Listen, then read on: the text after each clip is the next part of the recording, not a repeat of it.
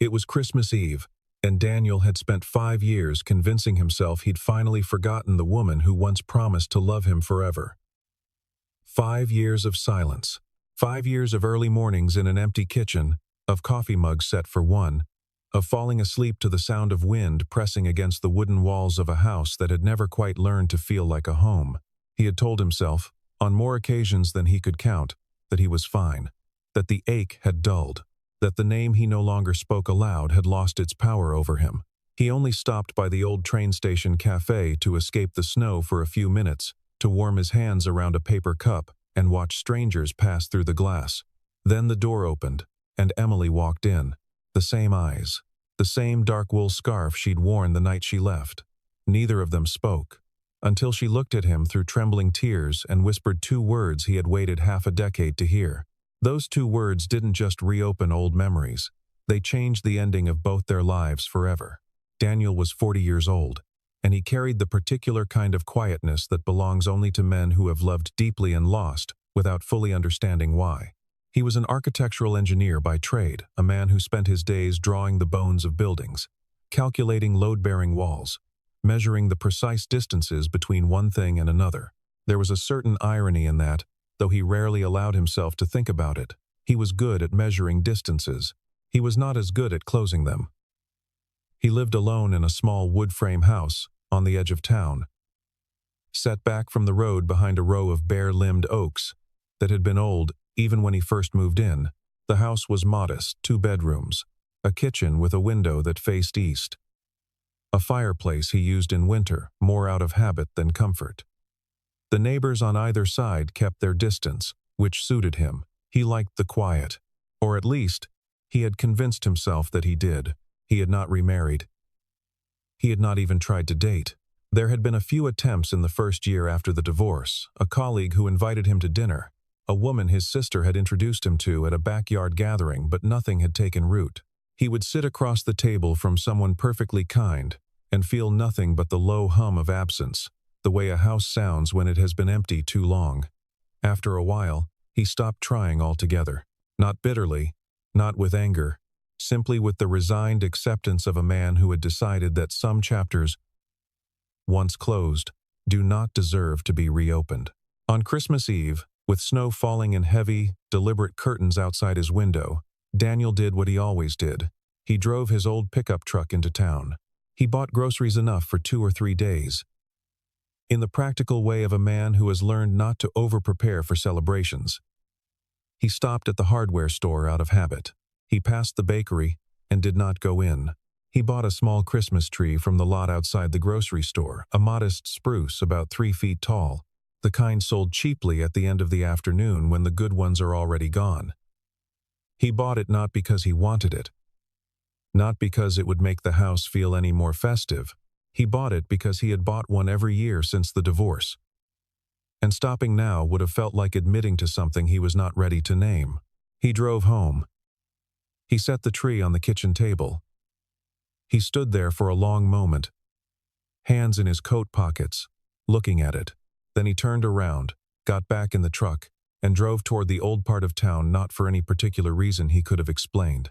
Maybe because the streets there were lit with the kind of warm yellow light that made loneliness feel almost picturesque. Maybe because he needed somewhere to sit for a while that wasn't his own 4 walls. He parked near the train station. He walked toward the café on the corner. He pushed open the door and stepped inside, stamping snow from his boots, and felt the familiar warmth of the place settle around him like a coat. He ordered a coffee. He found a seat near the window. He wrapped both hands around the cup and watched the snow fall. He was not expecting anything. He was not hoping for anything. He was simply a man taking shelter from the cold on the longest, quietest night of the year. And then the bell above the door rang. He looked up, not deliberately. Just the reflex of a man in a quiet room when a sound breaks through. The door swung open, letting in a brief rush of cold air and the muffled sound of Christmas music from somewhere down the street. And she walked in. Emily, his ex-wife. The woman he had spent 5 years trying to forget and 5 years failing to. She was wearing a coat he didn't recognize, charcoal gray, long, practical. but the scarf around her neck was the same dark green wool scarf she had worn the night she left. He would have known it anywhere. He had seen it in his dreams more times than he cared to admit. She stepped inside, brushing snow from her shoulders, and then she looked up and saw him. The color drained from her face, not in the way of shock exactly, more in the way of recognition, so sudden and so complete that the body doesn't quite know how to process it. She stood absolutely still in the doorway for a moment, one hand still on the door, the cold air pouring in behind her, and he sat just as still, one hand around his coffee cup, unable to move, unable to speak, unable to do anything but look at her. The woman behind the counter said something cheerful about closing the door. Emily stepped fully inside. The door swung shut. The bell rang again, softer this time, like an afterthought. They were no more than 15 feet apart, and it felt like standing on opposite sides of a canyon. Neither of them smiled, neither of them cried, neither of them said a single word. They simply looked at each other across the warm, Christmas-lit room for what felt like nearly a full minute, long enough for the song playing softly from the cafe speakers to change, long enough for the woman behind the counter to begin watching them with the politely curious expression of someone witnessing something she cannot quite categorize. The air between Daniel and Emily was not hostile. It was not angry. It was something rarer and more difficult. It was the particular silence of two people who once knew everything about each other and now do not know where to begin. Daniel thought about all the things he might say. He thought about standing up. He thought about looking away, back at his coffee, pretending. He did none of those things. He just sat there. And she just stood there. And the snow fell outside the window. And the cafe was warm and smelled of cinnamon and old wood. And for one suspended moment, it was as if the last 5 years had not happened at all. There was a time not so long ago, though it felt like another life, when Christmas Eve had been Daniel's favorite night of the year, not because of the gifts, or the traditions, or even the particular beauty of snow falling in the dark. It had been his favorite night because of her. Because of the way Emily looked in candlelight, because of the way she laughed when she burned the pie crust and the kitchen filled with smoke, and they had to open all the windows, even though it was freezing outside. Because of the way she curled against him on the couch, with a mug of cocoa balanced on her knee, and the tree lights casting colored shadows across her face. Those Christmases had been the happiest years of his life, though he had not always known it in the moment. He had taken them for granted the way people take for granted the things they believe will always be there. They had met 14 years ago, at a city planning conference of all places, not the most romantic of settings, but they had never cared much about settings. He had been presenting a proposal for an urban renovation project. She had been in the audience, representing her firm. She had asked a question during the Q&A that was so precisely the right question that he had laughed out loud, right there at the podium, in front of 200 people. She had flushed. He had apologized, and then explained that it was the best question he'd been asked all year. They had coffee after. Then dinner. Then, within 6 months, they were inseparable in the way of two people who have found in each other something they had not known they were looking for. He had proposed 2 years later, on a Tuesday night in December, right there at the corner table of that same train station cafe, the same place where they now stood on either side of a silence 5 years wide.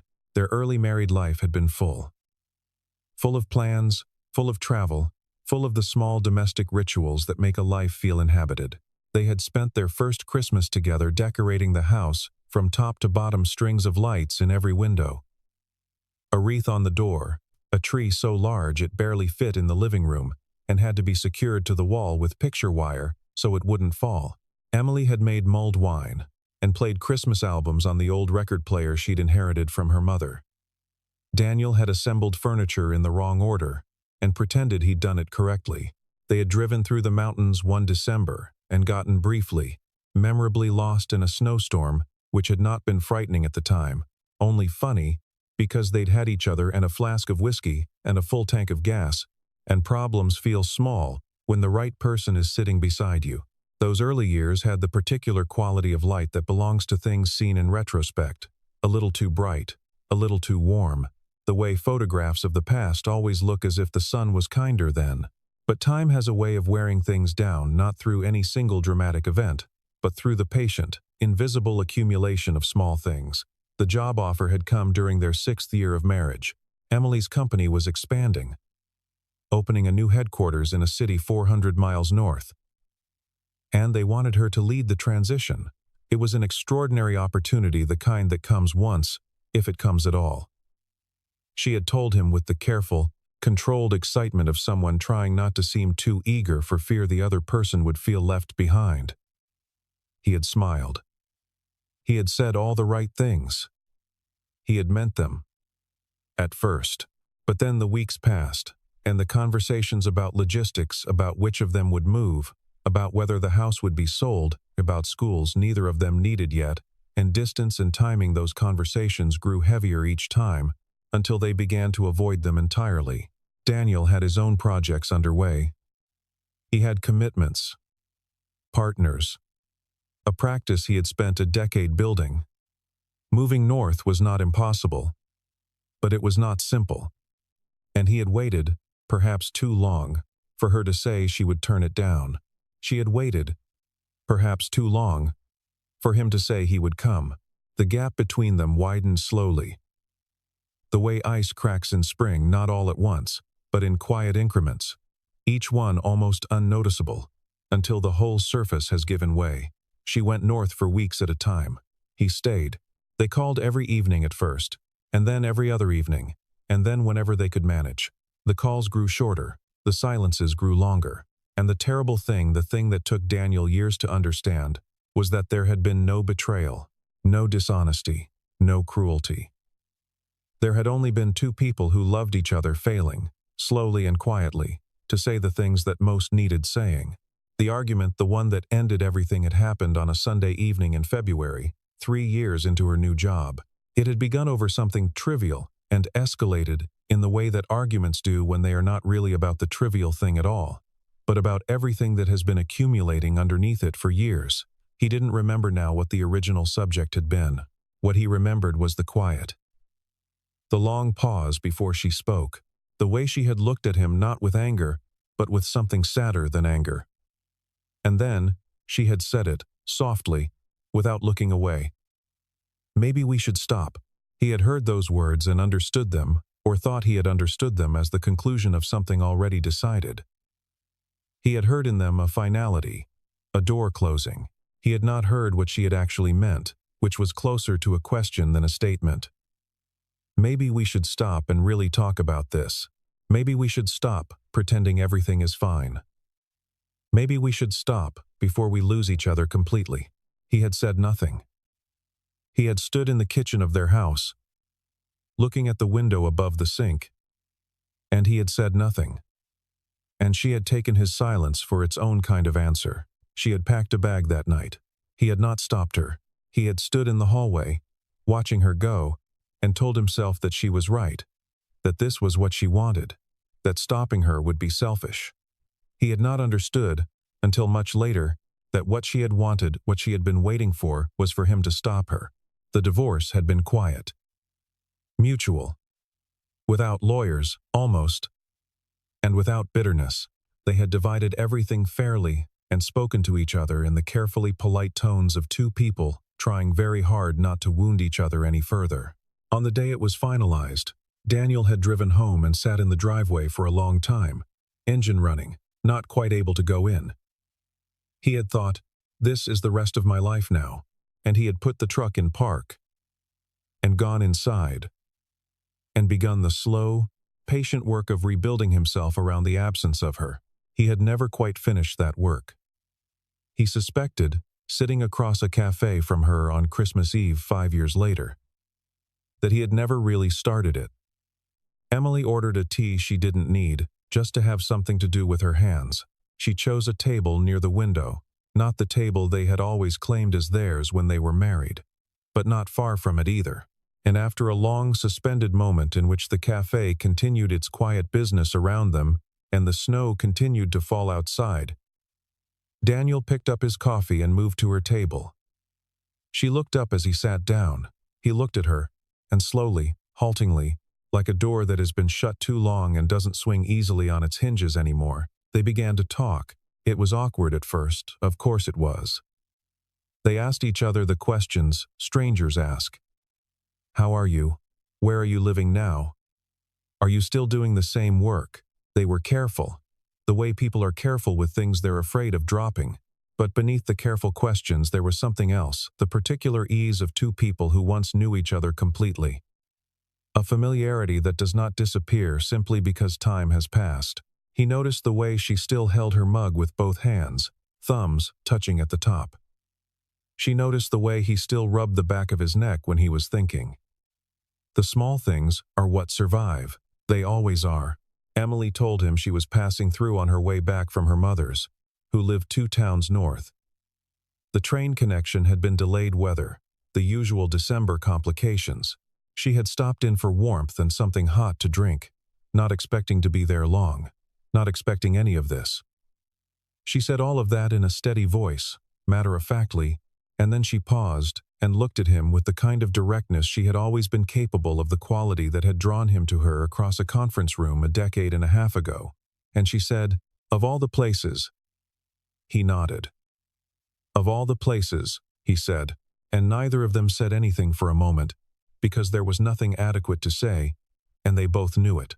She told him about the years. She had done well in her career, the Project North had succeeded, and she had moved on to others, each one more complex and demanding than the last. She spoke of her work with the familiar animation that always came over her when the subject engaged her, the way her hands moved when she described a problem she'd had to solve.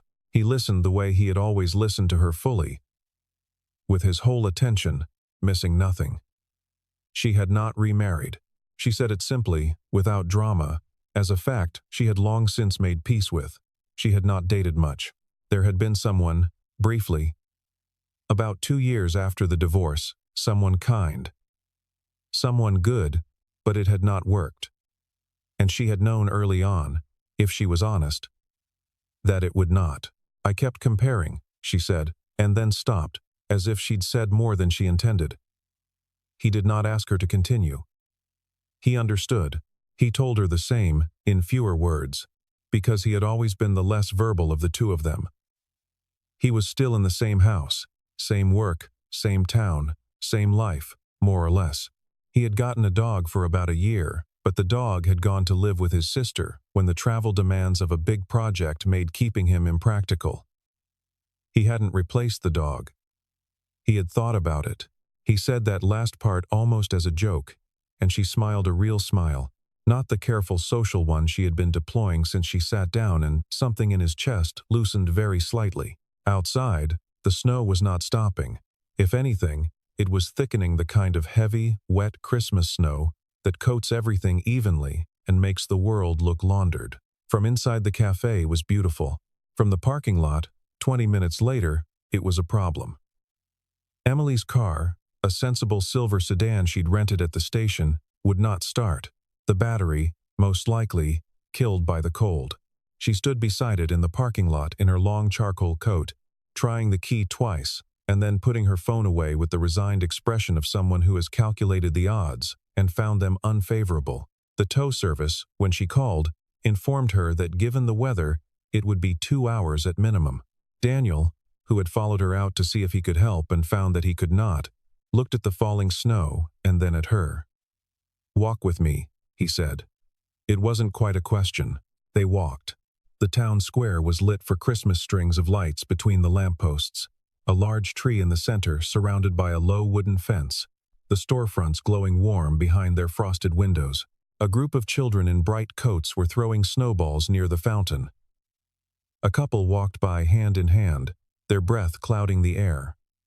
A cart near the square was selling roasted chestnuts, and the smell of them, warm and sweet and unmistakably seasonal, reached Daniel and Emily at the same moment, and they both stopped walking and looked at each other, because they had eaten roasted chestnuts from a cart very much like that one, 12 years ago, on their second Christmas together, standing in just such a square, in a city they had been visiting for the first time. The memory landed between them like snow, soft, without impact, but covering everything.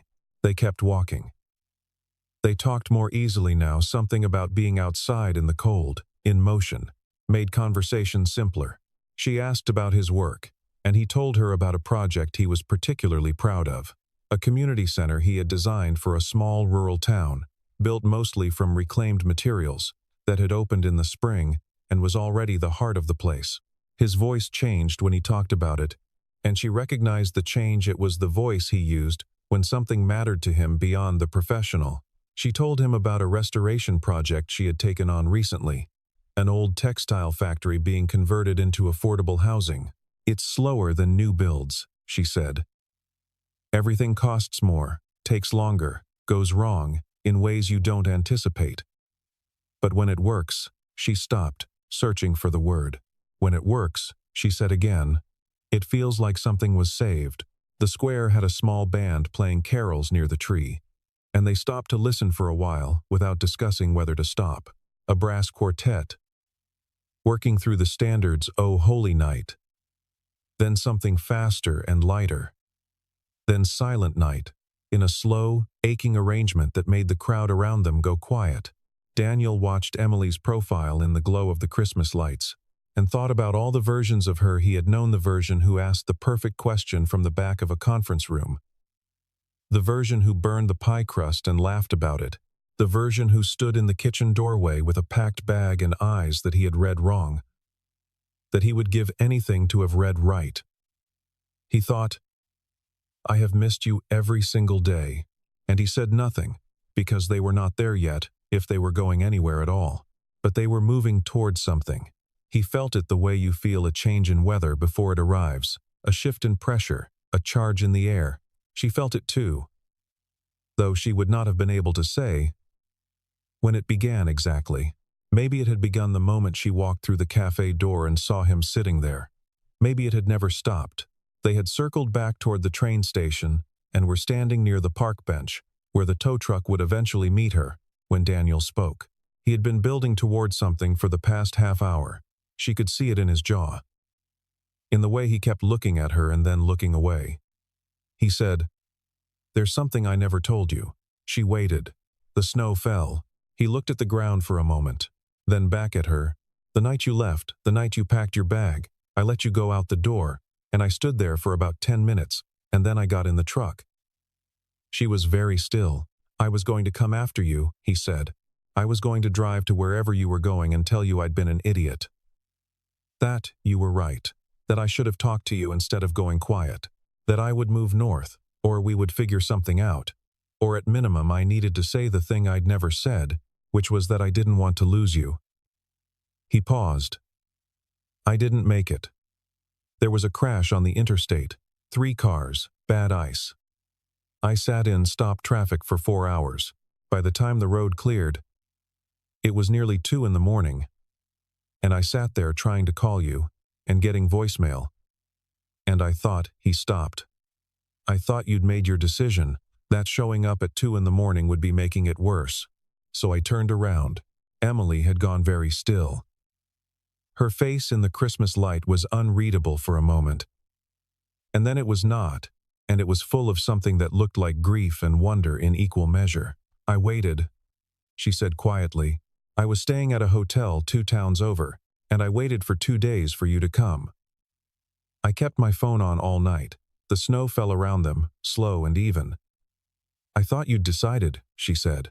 I thought your silence was the answer. He looked at her. Your silence was the answer I thought I heard too, he said. He reached into his coat pocket, the inside pocket, the one closest to his chest, and he took out his wallet. From inside it he unfolded a piece of paper, worn soft at the creases, that turned out to be a train ticket. The date on it was December 23rd, 5 years ago. A one-way ticket on the northbound line, the route that would have taken him to the city where she had gone. He had bought it 2 days after she left and never used it. He had kept it all this time without fully knowing why, except that throwing it away had always felt like giving up on something he couldn't quite relinquish. And then he reached into the same pocket and took out something else. A ring. Their wedding ring, the plain silver band he had worn for 7 years and removed on the day the divorce was finalized and placed in his pocket because he could not think where else to put it and had simply never taken it out again. He held both things out in his open palm. Not as an offer or a gesture, but simply as evidence. as proof that some things, even unspoken and unanswered, do not go away. Emily looked at his hand. She looked at the ticket and the ring lying there in the snow-lit dark. And then, for the first time since she had walked through the cafe door, she cried, not dramatically, not in the way of scenes, but quietly, the way adults cry when they have held something for too long and finally set it down. She pressed her hand over her mouth. She looked away. She looked back. And then she said it. 2 words, barely above a whisper, her voice unsteady in the cold air. I'm sorry. Just that. Just those 2 words. But in them was everything she had not said for 5 years, the apology for leaving without making him understand, for reading his silence as rejection, for packing her bag and walking out a door she had hoped he would follow her through, for all the years of not reaching out, of telling herself it was too late, of living inside the quiet echo of a marriage she had never fully stopped grieving. 2 words, and they carried the weight of all of it. Daniel closed his fingers around the ring and the ticket. He looked at her, and his eyes were bright with something that had been pressed down for a very long time. So am I, he said. And that was the thing that finally broke it open, not with drama, not with noise, but with the particular relief of 2 people who have been holding their breath for 5 years and have finally, at the same moment, let it out. They stood there in the snow, in the Christmas-lit street, and for the first time since the divorce, they talked, really talked, without the armor of politeness, without the careful distance of strangers. They talked until the tow truck came, and the car was pronounced in need of a new battery that could not be found until morning. They talked while the mechanic worked, and while the town grew quieter around them and the last of the carolers went home. They talked past midnight. It was Daniel who said, eventually, that she should not drive anywhere in a rental car with a temporary fix in weather like this. It was practical and true, and also not entirely the only reason he said it. He had a spare room. The roads north would be impassable by morning if the snow kept up. She hesitated not because she didn't want to, but because she was trying to be sensible about what it meant and what it didn't mean, and what she was allowed to hope. He did not push. He simply said the offer was there and started walking toward his truck, and after a moment she followed. The house was the same as she remembered in the ways that mattered and different in the ways that accumulate over 5 years of solitary life. Same kitchen with the east-facing window. Same fireplace. The wood frame walls had darkened a shade with time. The bookshelves were fuller. The furniture had shifted. The small Christmas tree he'd bought sat on the kitchen table, still in its plastic wrap, unsupported and slightly listing. She looked at it, and then at him, and he looked faintly embarrassed in the way of a man caught in a private admission.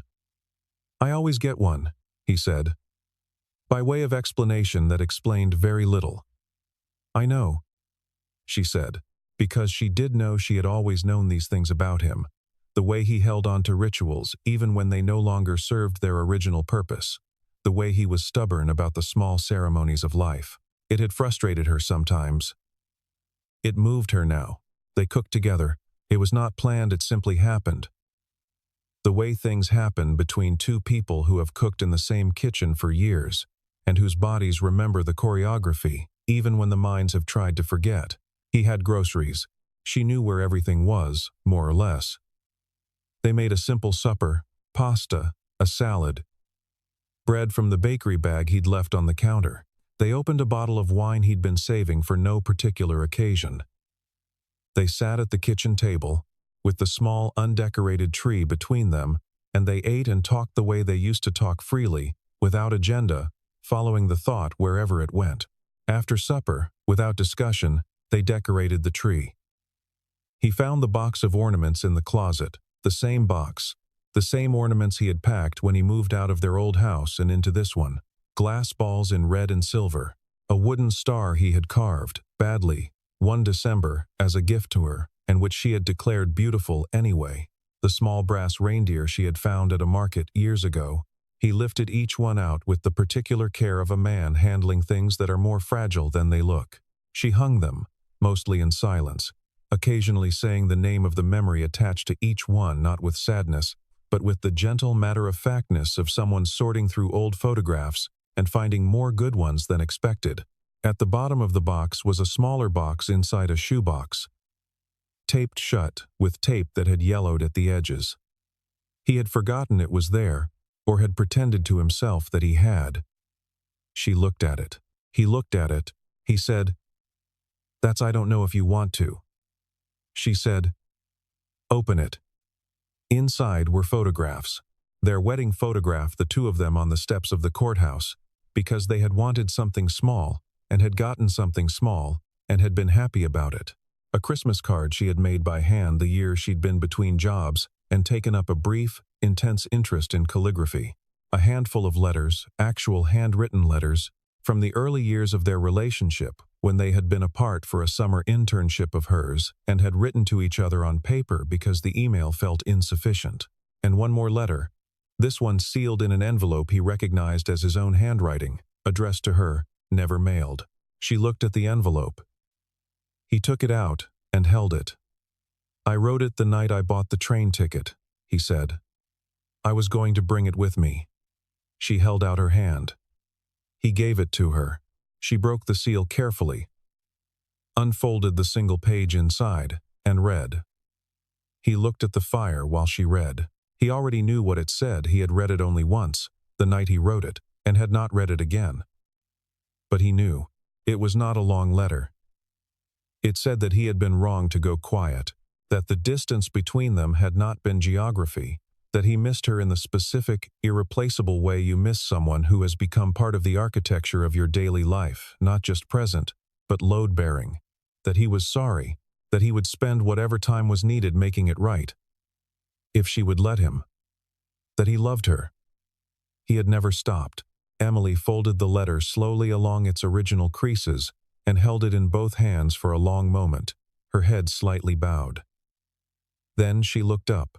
Her eyes were dry now. She had moved past the crying into something quieter on the other side of it. She reached up and unwound the dark green scarf from her neck, the same scarf, the one from the night she left, the one he had recognized the moment she walked through the door. She laid it on the table between them. "I wore it on purpose today," she said. He looked at her. "I always wear it," she said. "Everywhere I go." I couldn't explain why. Exactly. I just couldn't put it away." She paused. "Now I think I know why." He reached across the table and put his hand over hers. Neither of them spoke for a long time. Snow fell through the night. The fire burned low and was built back up. They talked until the small hours about everything and nothing. About the years in between. About the things they wished they had said and the things they were saying now. At some point, the conversation gentled into something less urgent and more peaceful. The way a storm settles after it has given everything it had to give. They did not make any declarations that night. They did not make any promises beyond the immediate. There was too much that needed to be understood slowly, carefully, without rushing. But there was something in the room, in the fire-lit kitchen of the small wood-frame house, with the decorated tree on the table and the letters put carefully back in their box, something that had not been there before she walked through the door. It was the tentative, fragile beginning of a thing that had never quite been finished. In the morning, the snow had stopped. It lay thick and still and brilliantly white across everything: the road, the yard, the bare branches of the oaks. The sky was the particular pale blue of winter mornings after a storm, clear and cold and vast. Emily woke first, in the spare room, and stood at the window for a while, looking at it. Then she went to the kitchen, and without fully deciding to, began making coffee. Daniel came downstairs to the smell of it, his hair not yet combed, and found her standing at the east-facing window with a mug, looking out at the white yard. He poured himself a cup. He stood beside her. They watched a cardinal land on the fence post outside, a flash of red against all that white, so vivid it looked almost deliberate. He drove her to the train station. The roads were clear enough. A plow had come through early, as they do in towns that know how to handle winter. The station was quiet in the particular way of holiday mornings. A few travelers here and there. the air still carrying the faint smell of the previous night's festivities. They stood on the platform while the board showed her train arriving in 11 minutes. The cold was sharp and clean. Their breath clouded between them. She had her bag over her shoulder and her green scarf around her neck, still wearing it, he noticed, which meant something, though he wasn't sure yet precisely what. He had been thinking all morning about what to say. He had rehearsed several versions of it, some too much, some not enough.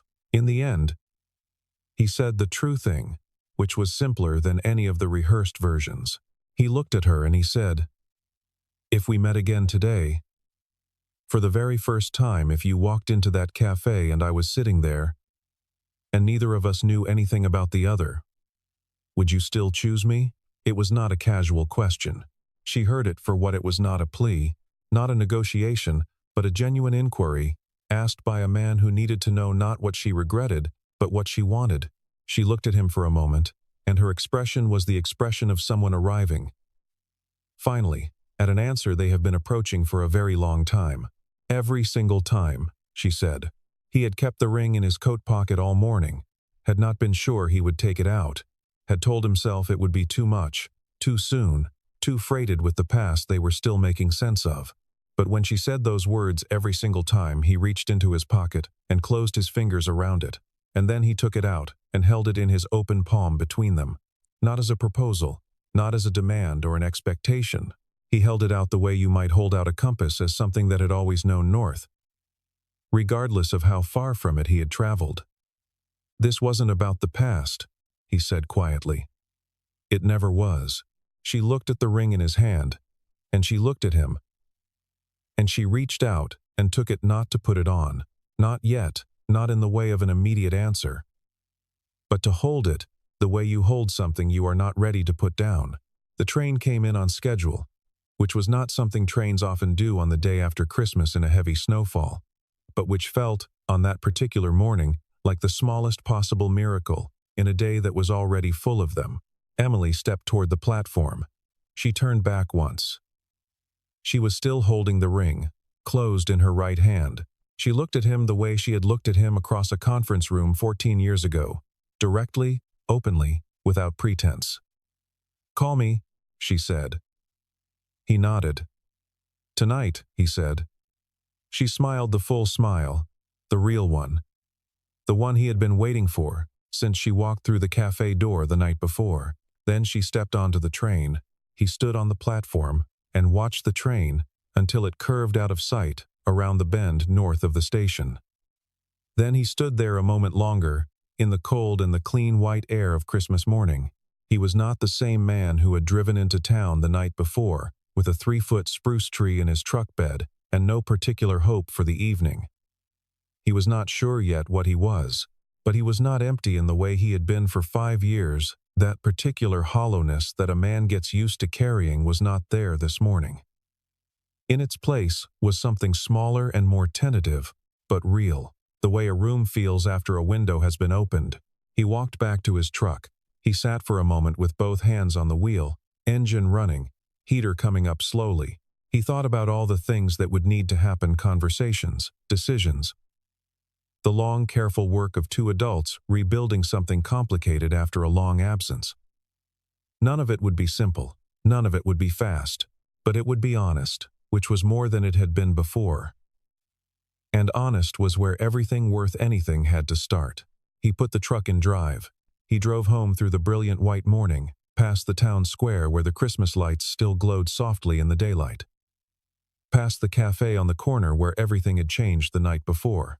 He pulled into his driveway. He sat for a moment, looking at the house. Then he went inside, poured the last of the morning coffee, sat at the kitchen table beside the small decorated tree, and picked up his phone. Sometimes the greatest Christmas miracle isn't finding someone new. It's finding your way back to the person you never truly stopped loving and discovering, in the middle of the longest night of the year, that they have been waiting in the same place, holding the same things, wondering the same thing you have been wondering all along. Not whether love can survive time and distance and silence and misunderstanding, but whether 2 people, given one more chance, can finally learn to say the things that have always been true. He called her that evening at 6:30, which was the time they had always called each other when they were young and first in love, and living in different cities during that summer internship, a habit so old it lived in his fingers before his mind had consciously decided on. She answered on the second ring. "Hi," she said. Just that.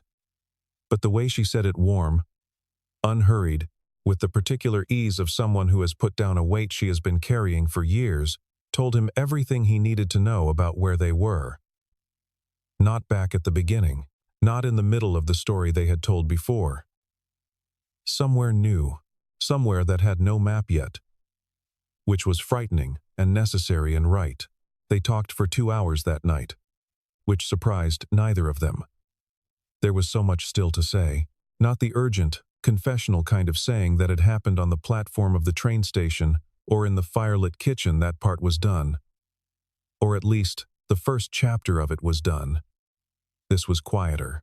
This was two people beginning to sketch the outlines of something they were not quite ready to name, but which both of them already understood. She told him about the ring, that she had slipped it into the small zippered pocket of her bag, the pocket she never lost things in. He told her he had noticed, which made her laugh. A brief and genuine sound that traveled cleanly through the phone and settled somewhere in the region of his chest. He told her about the cardinal on the fence post. She said she had seen it too, from the spare bedroom window, and had taken it as some kind of sign, which she acknowledged was sentimental and probably not rational. He said he had thought the same thing. She laughed again. He asked her when she would come back through. She said she had no reason to be in that direction for at least a month. Maybe 6 weeks. He said he might have a reason to be in her direction sooner than that. He had a colleague he'd been meaning to visit, a former partner who'd relocated to a city that was, he had calculated while she was on her train, approximately 40 miles from where Emily now lived and worked. She was quiet for a moment. Then she said, "That's a lot of math for a casual visit." He said, "I'm an engineer. Math is how I think." She said, "Then come." And those 2 words, "come," from her, said without hesitation, said in the voice of someone who means it entirely, were as significant to him as any 2 words she had spoken the night before. He drove north 3 weeks later, on a Saturday in January when the sky was the flat gray of winter and the roads were clear and dry, and the bare trees stood in their rows along the highway like a patient audience. He had told his colleague he was coming. The colleague had seemed genuinely pleased, and they had had a good lunch, and Daniel had left mid-afternoon with enough time to reach Emily's neighborhood by 5. She had texted him the address of a restaurant she liked, a small Italian place 2 blocks from her apartment. He found parking, which in that city was its own small miracle, and walked the 2 blocks in the cold, hands in his pockets, his breath clouding the air, feeling the particular anticipation of something about to begin. She was already there when he arrived, sitting at a table near the window, not a corner table, not the specific geography of their history, just a table near the light. She was wearing something he hadn't seen before, which struck him as significant in a way that was difficult to articulate. She had a whole wardrobe he didn't know, a whole daily life he had missed 5 years of, and they were starting from that truth rather than pretending otherwise. She looked up when he came in. She smiled the real smile, the full one. He sat down across from her. He thought, "This is where we begin. Not where we left off. Not where we used to be. Here, at this table, in this city, in January, with 5 years between them, that they would spend the rest of their time learning to carry lightly." They ordered. They ate. They talked about the future. Carefully but not fearfully, about what moving might look like, for one or both of them, in some timeline that they couldn't fully see yet but were willing to try to find, about what they had learned in the years apart that they hadn't known before about themselves, about what they needed, about the things they had been wrong about. He had been wrong to go quiet. She had been wrong to interpret silence as rejection without asking first. They had both been wrong to let distance, physical and otherwise, become the language of the marriage. without recognizing what language it was speaking. They said these things not with the pain of accusation, but with the steadiness of two people who have done their reckoning privately and are now doing it together, which is the only way it counts. After dinner, they walked. Her neighborhood was quiet in the way of residential streets in winter, most people inside. Most lights on behind curtains, the cold keeping the city compact and interior. They walked without particular destination. Hands in their pockets at first, and then, after a few blocks, not. He reached for her hand in the way of someone taking a step they have been deciding on for a while. Not impulsively, but deliberately, as a choice. She took it. They walked that way for a long time, not saying much. And it was not the silence of two people who have nothing to say, but the silence of two people who are comfortable enough to say nothing, which is a different thing entirely, and one of the rarest things in a life. Eventually they stopped in front of a small park where a fountain sat dry for winter, surrounded by bare-limbed trees strung with white lights someone had not yet taken down after the holidays. They stood there looking at it for a moment. Then she let go of his hand and reached into the pocket of her coat and took out the ring. She had been carrying it with her, he realized, since the train platform. She looked at it in the light of the Christmas bulbs still strung overhead, and then she looked at him, and she placed it carefully in his palm. He looked at her. "Not yet," she said. And she said it gently. "As a beginning, not an ending. But I want you to hold it." He closed his fingers around it. He understood. There were things still to be built between them, slowly, correctly, on solid ground. The way he had spent his career building things meant to last. The ring was not a conclusion. It was a foundation stone. And for now, tonight, in January, in a small park with out-of-season lights strung overhead, and the cold, clean air around them, and all of it, all the years, all the silence, all the letters never sent, and train tickets, never used, all of it, laid out behind them like a road they had finally agreed to stop walking alone. For now, a foundation stone was enough. It was more than enough. It was exactly where they needed to start.